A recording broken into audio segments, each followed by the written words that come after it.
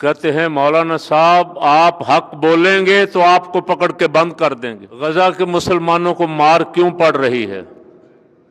ला इलाहा इल्लल्लाह पढ़ते हैं ना, और कसूर भी कोई है? एक ही कसूर है कि वो ला इलाहा इल्लल्लाह मुहम्मद रसूलुल्लाह पढ़ते। फलस्तीन के मुसलमानों का कसूर भी यही, कश्मीर के मुसलमानों का कसूर भी यही, शाम के मुसलमानों का कसूर भी यही, यमन लबनान के मुसलमानों का कसूर भी यही है। और इसके लिए इंसानी हकूक के बड़े बड़े चैंपियन खामोश। कहीं उनका कुत्ता और बिल्ली मर जाए तो उस पे अक़वाम मुत्तहिदा शोर डालती और हंगामा खड़ा कर देते, लेकिन मुसलमानों का कत्लेआम हो रहा है। अक़वाम मुत्तहिदा करारदादें पास करता है, इसराइल मानता ही नहीं है। आलमी अदालत इंसाफ कहती है इस बेगैरत बेईमान इंसानों के कातिल को गिरफ्तार करो। गिरफ्तार करने वाला भी कोई नहीं।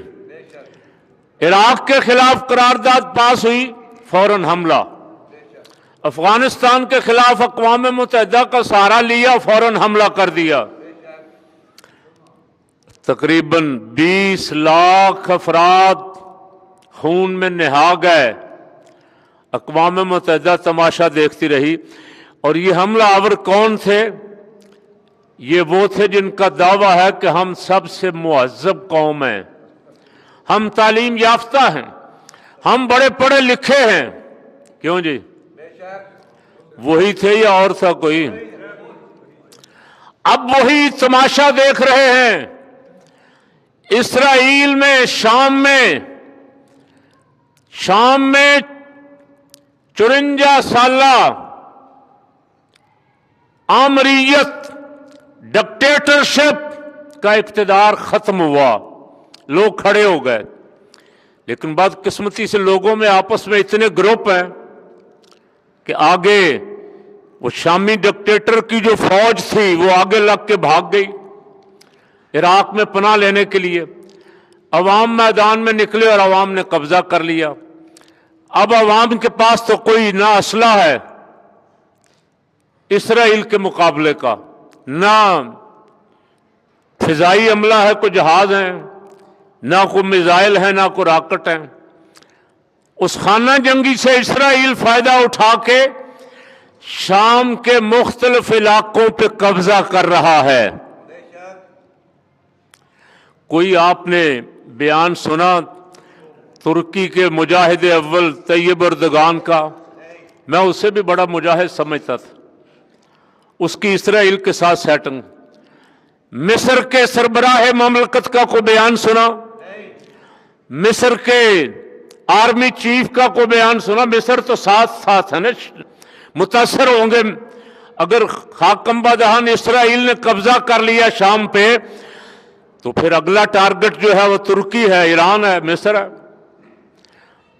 किसी का बयान सऊदी अरब के बादशाह का मुजम्मत के सिवा, पाकिस्तान के वजीर आजम का जो सारा कारोबार झूठ पे चला रहा है, मईशत बड़ी तरक्की कर रही, हज 11.25 लाख से 12.5 लाख पे चला गया, ये मईशत तरक्की कर रही।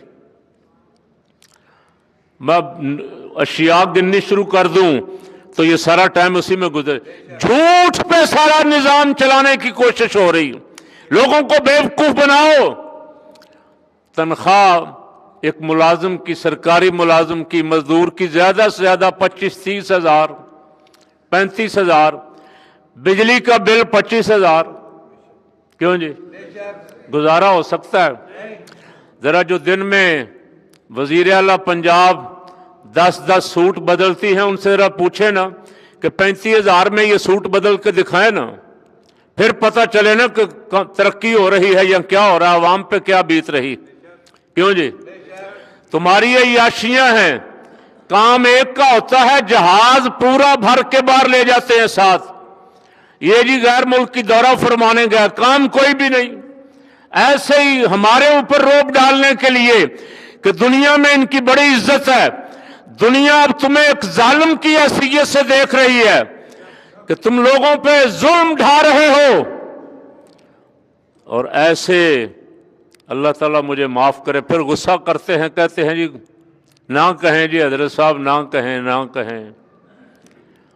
ایسی فورسز کہہ لیتا ہوں چلیں، جب حملہ ہوتا ہے تو آگے لگ کے بھاگ جاتی ہے. شام کی فوج کدھر گئی؟ شام کا آرمی چیف کدھر گیا؟ لڑے ہیں کون حملہ آوروں سے؟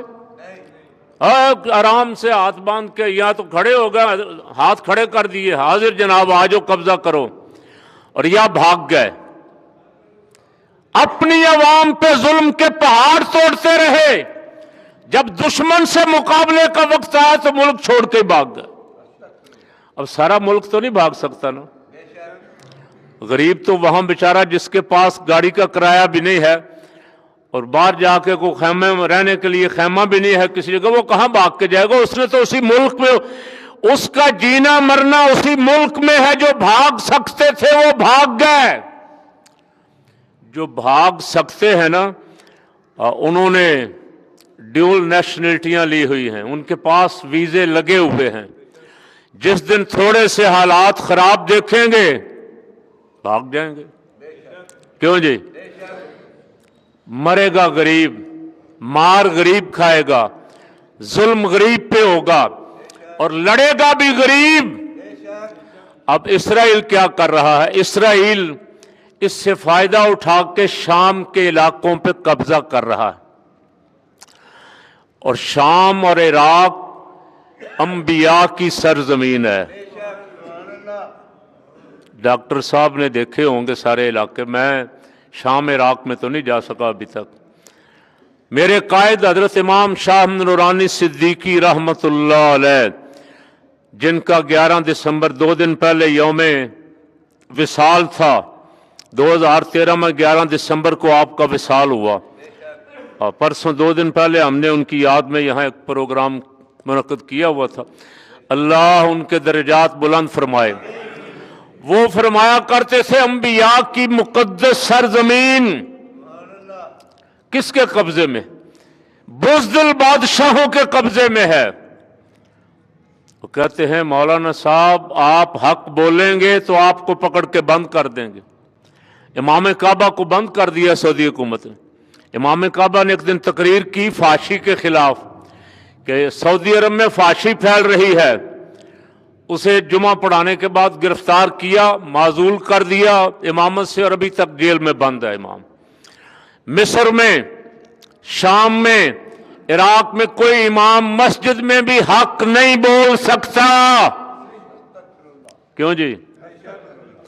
تو پھر اللہ کی رحمتیں برسیں گی. جب مسجد میں بیٹھ کے جہاں ممبر رسول پہ قرآن و سنت بیان کری، وہاں بھی اگر بیٹھ کے حق بات نہیں کر سکتا تو پھر اللہ کی رحمت تو نہیں برسے گی نا. کیوں جی؟ اور جو سختیاں کرنے والے آمر اور ڈکٹیٹر حکمران ہمارے سروں پہ مسلط کیے گئے ہیں، جب کوئی مصیبت آتی ہے یہ ملک چھوڑ کے بھاگ جاتے ہیں. سری لنکا کے عوام اٹھے، وہاں کا صدر بھاگ گیا. بنگلہ دیش کے عوام اٹھے اور حسینہ واجد بھاگ گئی. اور شام کے عوام اٹھے تو بشار الاسد 24 سال سے حکمران تھا، لاکھوں بندوں کو قتل کیا، اپنے ہی بندوں کو، لاکھوں بندوں کو پھانسی دی. اور اللہ کی قدرت دیکھیں، جس دن وہ مظاہرین دمشق پہنچے ہیں، دمشق کی مین جیل تک، اس دن آرڈر عدالت کے ہو چکے تھے کہ 42 آدمیوں کو پھانسی دیا جانا تھا. اور ان باغیوں، جن کو باغی کہہ رہے ہیں، اور انہوں نے آ کے جیلوں کے دروازے کھول دیے. جن کی اس دن موت لکھی تھی اللہ نے ان کو حیات دے دی. بشار الاسد بھاگ کے کہاں گیا؟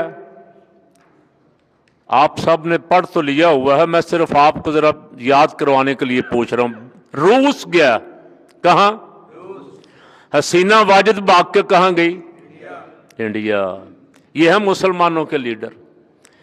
ان سب کے رشتے ناتے کافروں کے ساتھ، ہندوؤں کے ساتھ، یہودیوں اور عیسائیوں کے ساتھ، اور لیڈر یہ مسلمانوں کے ہیں۔